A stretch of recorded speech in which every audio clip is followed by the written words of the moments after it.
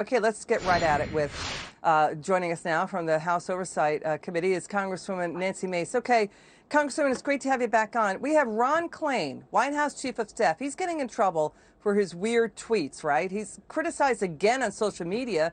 He retweeted a column from The Hill written by Al Hunt that claimed 2021 was not all bad for the White House when that story left out multiple crises, the border in chaos, 39-year high in inflation, and it downplayed Afghanistan and that debacle there.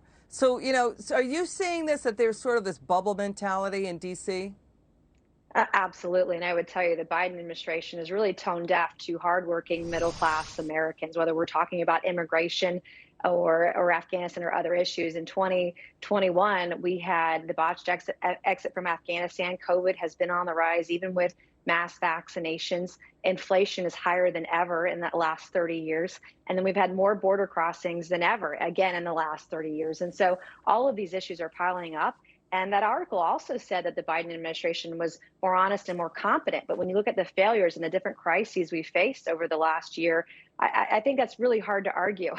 I don't know what rainbows and unicorns they're seeing across the country, but that's not what real people and real families and real workers are seeing day in and day out right now. Yeah. And now you've got the Hill newspaper, you've got CNN, you've got the New York Times talking about other Democrats who could be on the 2024 ticket. I mean, we can't recall when we've seen that before in a president's first term. And now the reports coming in, the president saying, well, the Omicron variant caught the White House off guard when the White House itself was predicting the Omicron variant and dangerous variants since the summer. I mean, so now, we need cases, we need testing, more testing to come in so we can, push back on this pandemic. Right. So we've got that kind of new rhetoric coming out of the White House. Go ahead.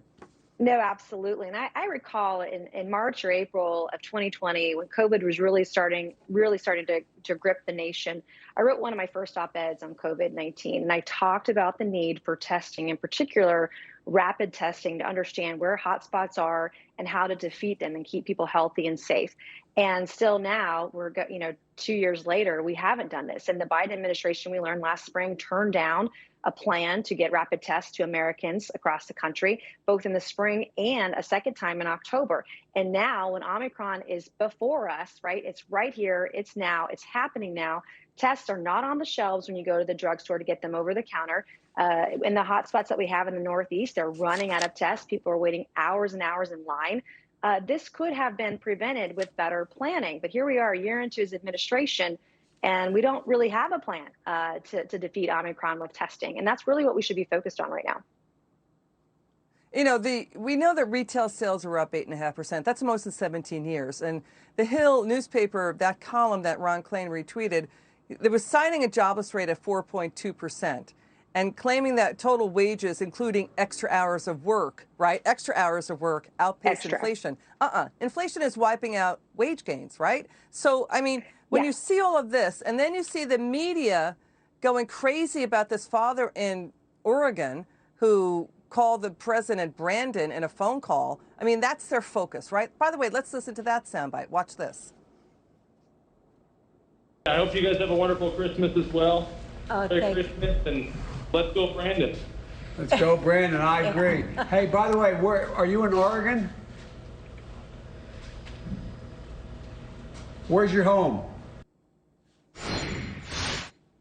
It's a joke, right? We've got so many. Who cares that he said that? Big deal, right? I mean, so what that he made a joke, right, Congresswoman? I mean, there's so many other things going on than this. All this fighting that we see both intra-party and across the aisle. Meanwhile, China and Russia are going to eat our lunch, Liz, if we don't start paying attention to what's going on around the world. And we cannot continue crisis after crisis with this administration, which is why you're seeing Biden's poll numbers so low, why moderate Democrats and independents are looking for an alternative right now, almost 2 years before a presidential election. And he's got big problems ahead, especially going into the 22 midterms.